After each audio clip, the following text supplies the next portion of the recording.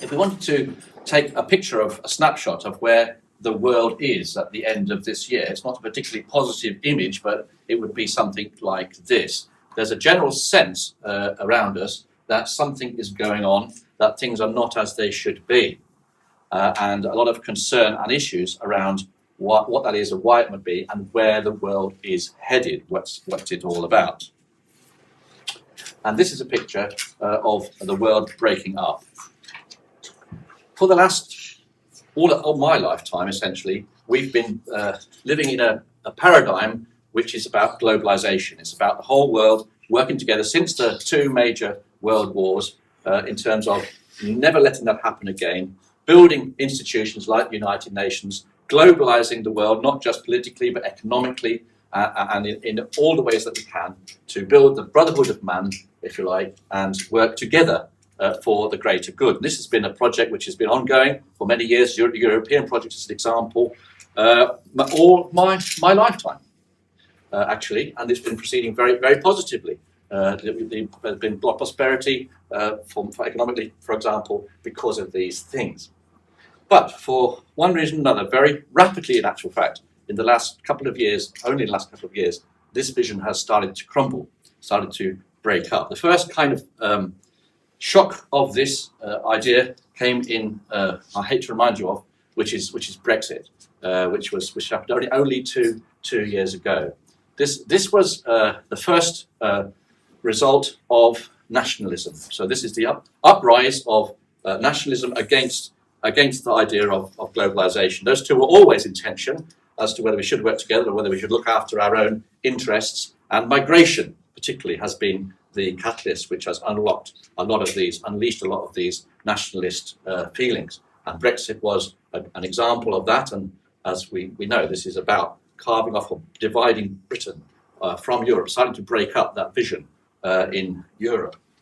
And across Europe, we're starting to see the uprise of some of these right-wing nationalist anarchists coming out onto the street. We've seen in Italy, even in Sweden, but here now in France, to speak out, to stand up against, particularly migration, in actual fact.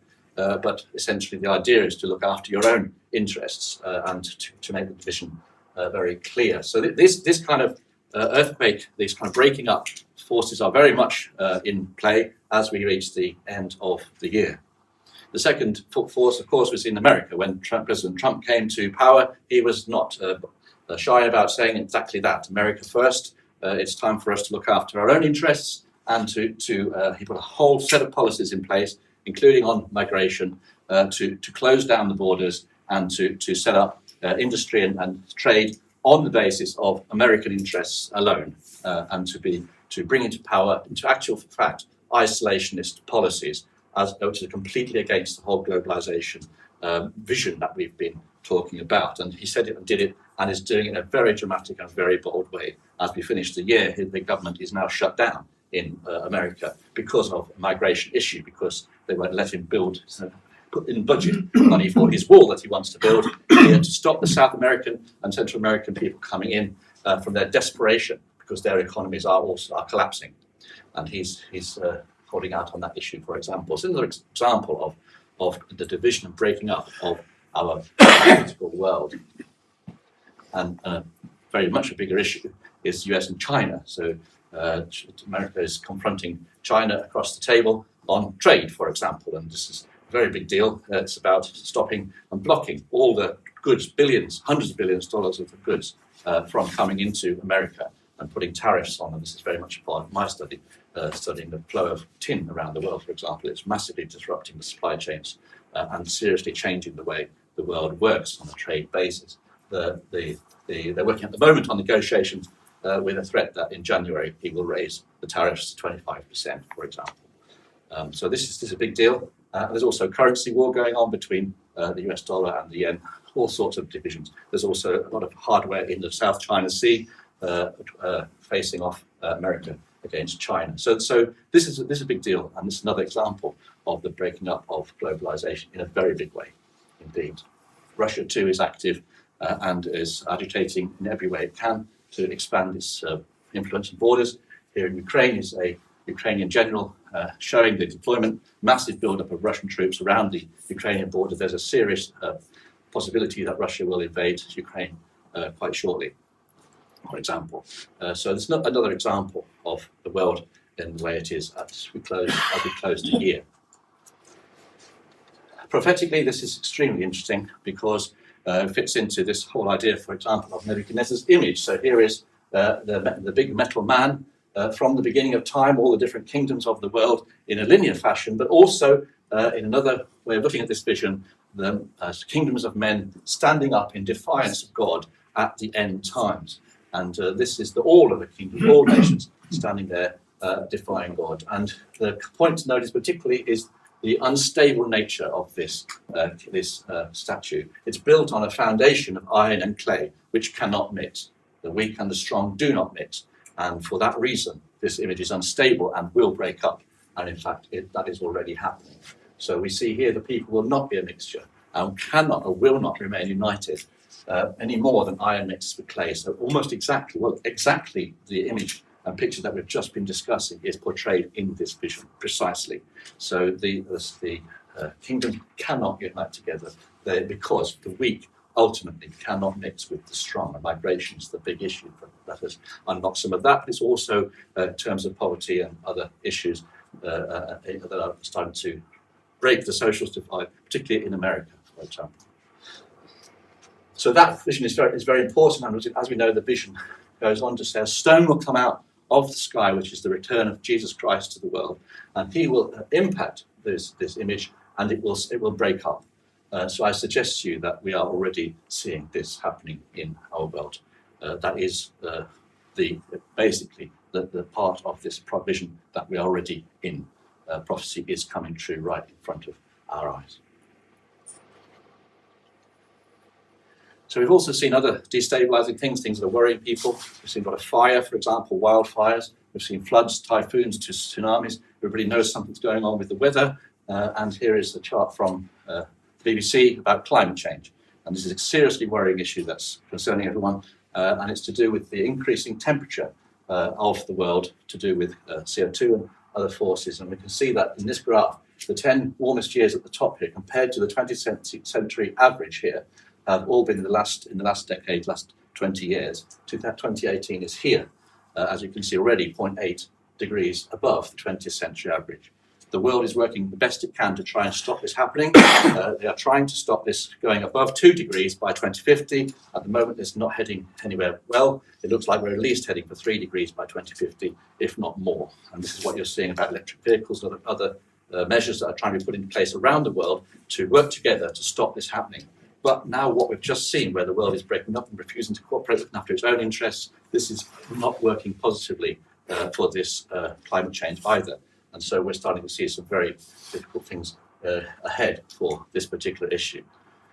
That's why people are worried. Just hiding in the background here is an economic crisis as well. So here is the stocks and shares over the last decade. As you can see, this is the 2018 recession that we can see here. And the situation has been very positive, particularly because of China. The China engine has been driving the growth in the world. But just at the end of the year, as we're coming towards the end of the year, we're starting to see a sudden massive decrease. You see here lots of news about the stocks and shares starting to crumble. If any of you have got pensions, you should look at them. You'll find out that we are in a bit of a down, at the say the least, at the moment. And from my study of China, from my work, we're starting to see some very, very seriously worrying negative growth rates in China, never been seen yet. So it's a China slowdown here that we're talking about. Irrespective of the trade war, we are headed for some serious financial issues as well. So all that combines together at the end of the year to make 2019 a very interesting year as we're going into it. But just for a moment, I want to focus on Israel and what's happening in the Middle East, because this is very much where we're at the moment. And in a very brief review now, I'm going to show you how some of the prophecies, particularly that one we just read, is very much in play, in intimate detail. And we are going to review that very briefly now. These are the prophecies, the background prophecies. Daniel 11 we know very well here, prophecies about the kings of the north and the king of the south. This has always been the case throughout Israel's history. There have always been empires that have to the north and empires to the south. There's always been a conflict between them, and Israel's always been caught in the middle. This prophecy is no different. It's reflecting a time at the end when the king of the north will attack the king of the south, and Israel will be caught up in that in a very difficult way. And we just read the prophecy from Ezekiel, which describes this in even more detail. So it describes the king of the north. It even describes who the king of the north people are who are part of this composite king of the north. And all of the different players have been listed in the passage we read, and we'll just look at them very briefly now. So the scripture says very clearly that at the time of the end, in this area to the north of Israel, in Syria and surrounding area, a confederacy, a group of nations will come, and they will be militant, and they will work together, and eventually they will attack Israel. That's what you just read, and that is exactly what has happened in the last 5 or 10 years precisely. So the Syrian war is a very complex war, and it's described very briefly here on this chart.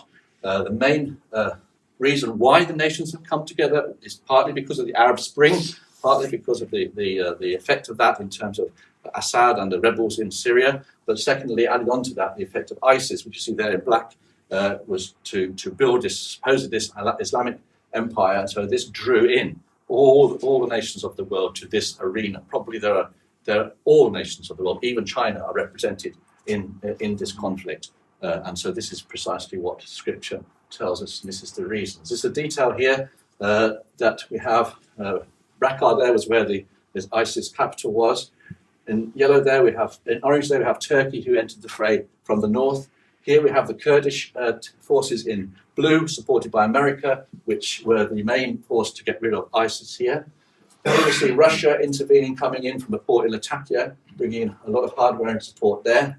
Here we see mainly Iran coming in from across here. So Iran has for many years wanted to occupy this territory, mainly to attack Israel, but has not been able to because Iraq is here. But it's used this opportunity to come through Iraq and to make this land bridge across here, linking up with Lebanese Hezbollah in this kind of arc here, transferring weapons and forces into this region. Israel has tried to disrupt that and is still trying to do that, and America has tried to disrupt that coming in here. Just briefly a map of the dynamics of the war, but without going this in any detail, we can label these here roughly. If we take the ancient territories that we're talking about, something like this. This is very clear. Definitely Persia here, and this area is here. That's from our prophecy. And the territory of Tyre and Sidon from another prophecy very well fits the Lebanese aspect of this conflict. So we can go through that and put those labels on it. What we're seeing here is something very dramatic has happened in the last 2 weeks. So this whole presence of America in this area and here has stabilized this situation for quite a time. But now suddenly Trump has announced that he's pulling out, that he's coming out from here and here and leaving the territory completely for everyone else to carve up between them. And this is the very big news. It will make a very big difference to that dynamic and would allow Syria, Iran and Russia to build up their power now over the next few months to consolidate their position. And a lot of people are very, very concerned about that position. Here is the alliance in pictures. You can see quite clearly this grouping together, and here in a more recent picture too. So Russia's played a very clever game here and has been now finally got positions right up to the borders of Israel. This is something that Bible students have been looking for since, well, forever. They're bringing close of Russia, leading this confederacy to the borders of Israel, and that is what exactly you're looking at now in end of 2018. That has actually happened. And not only in one of the verses that we read there, it says, "Be thou a guard unto them." Did you see that? Well, this is exactly what's happening. So Russia delivered this S-300 air missile system and has spread that air defense system right across the area, and as to do exactly that, to prevent Israel, particularly from attacking the Confederacy while they build up their power. That is a headline from October. Nevertheless, Israel is still continuing to bomb the Iranian sites that are there and the Syrian sites. This is from the 26th of December. They made another attack, which was not only condemned by Russia, but actually Russia threatened with Syria that if they do it again, they will actually fire these missiles into central Israel.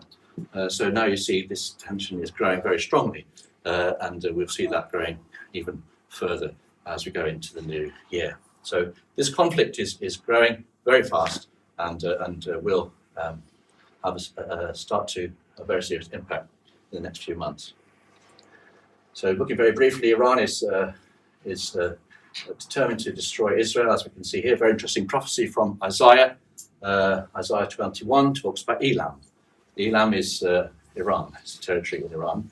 And it talks about the treacherous dealer who deals treacherously, which is really interesting in the context of the nuclear agreement, if you know that well, that's been holding Iran back for the last few years. And America has, as we know, has scrapped this deal, and now that has unlocked quite a lot of difficulties and tensions. America has also put on sanctions to Iran to prevent anyone buying Iranian oil. So this tension is very strong now, and Iran has started to build new missiles in defiance of that, and has also threatened to block oil supplies through the Red Sea if these sanctions take place, which they will. So we see that dynamic looking very threatening for the world economy and for stability in the Middle East, definitely, I would say. So Iran is spreading its influence and has been doing for many years, and this is reaching a climax now. So in fact, for example, Iran is repopulating Syria, so it's drafting in Muslims, Shia Muslims from Iraq into Syria. If we know this is a sectarian conflict between Sunni and Shia Muslims, north to south. So Iran is bringing in Shias to build its base in Syria, for example. Something that they're doing to build their power. They're also agitating in the south. So here is an important dynamic in terms of our prophecies. We talked about the king of the south. So this conflict in Yemen, which is again another hangover from the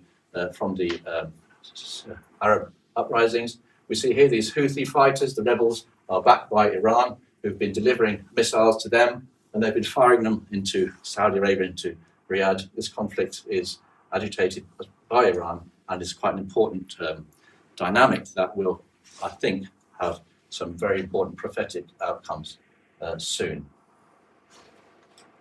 In terms of this dynamic, we've seen this news that the murder of Khashoggi here, which was a big deal, and by Saudi Arabia, and has significantly weakened Saudi Arabians' influence and power, and also America's ability to negotiate a peace deal with the Arab Israelis. That has also been knocked on the head by this event, and has strengthened Iranian gains in the area. So that was an important piece of news.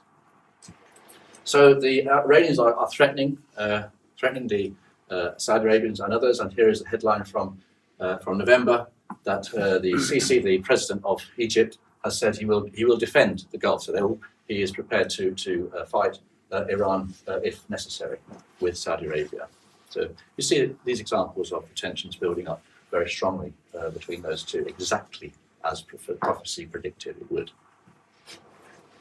So Iran is spreading its influence very strongly locally as well, and has for many years been fortifying Lebanon. So in Lebanon we have Hezbollah, which is a terrorist group committed to the destruction of Israel, and Iran seeing them supporting their goal, has been building weapons and fortifications in Hezbollah for quite some years. Here is a visit made, this is made in February, the Iranian leader visiting the border to inspect the military positions, and here is his comment that during the tour, Raisi stated Jerusalem's liberation is near. So the objectives of the Iranians in this are very clear, very forthright. They are using this opportunity to build their power so they can destroy Israel.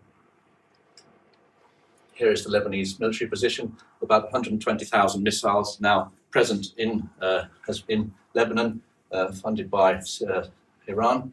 Hezbollah, as I mentioned here, is the group they're working with. Very recent headline from October that they're now upgrading these missiles, sending GPS parts so that they can become more accurate. It's an example of the way that Iran is fortifying this position and what Israel is determined on trying to prevent happening. For example, they've dug some tunnels underneath this into the Galilee to provide a means where they can attack the north of Israel, and the IDF has been recently involved in an operation to close down those tunnels. It just gives an example of that conflict. But also on the seacoast down there in Gaza, Iranian support has been given to Hamas, who is the other terrorist organization there, and they have been also digging tunnels, as you can see. They've also been firing rockets, and more recently have been massing on the border since March, actually, agitating here, throwing grenades, missiles across the border fence against Israel. This has been a very significant issue for the IDF. What they've not done is attacked and gone into Gaza. They've been under a lot of pressure to do that, to prevent this happening. But the problem they realised, that the reason they haven't done that is because they've got now two borders, two fronts to fight on, fighting on the north and the south. And they don't want to be drawn into Gaza so that they're weakened on the north. And this is their dilemma at the moment. What is remarkable for Bible students is that this whole conflict we can portray on a map of a Sunday school map of ancient Israel. So there's a prophecy in Psalm 83 which describes this confederacy of local nations that will attack Israel. Come, let us destroy Israel. Its name may be remembered no more, is the theme of this Psalm 83 confederacy. And it's made up of different parts. All the nations are listed. Tyre and Sidon is specifically listed, and as is Philistia here. Some other nations here, the Edomites, the Moabites, essentially the modern-day Jordanians. So we can see Israel surrounded by these enemies, and this has been their problem for some time. But this conflict now, supported by Iran, is coming to a head. In fact, the prophecy itself says specifically that Assyria, which is partly in Iran at least, will support this confederacy and provide its strength, and that is exactly what we've just described. What is remarkable is that in Isaiah chapter 9, there's a prophecy, this is Syria here, there's a prophecy which, verse 12, describes this situation in exact detail. So in Isaiah 9, Arameans, which are Syrians, the ancient enemies of Israel and Syria, Arameans from the east and Philistines from the west will devour Israel with an open mouth. So this is exactly the military situation that I've just described right now. That is precisely the dilemma of the IDF they're facing now, is this conflict that's described in Isaiah 9, absolutely. So that's what's happening, and that will come about. There is a headline that just emphasises that. The IDF commando units are training for this two-front war in a 10-day drill recently in November. They're training on transition between north and southern fronts to fight both Hamas and Hezbollah at the same time. So I can show you that the headlines are precisely fitting the prophecies. So that is a brief review of the year and where we are today. So 2019 does look like on all these fronts a very interesting year as we go into the new year. If we had virtual reality glasses, we would like to look into the future and say, okay, well, what happens next? Well, that's another talk, of course.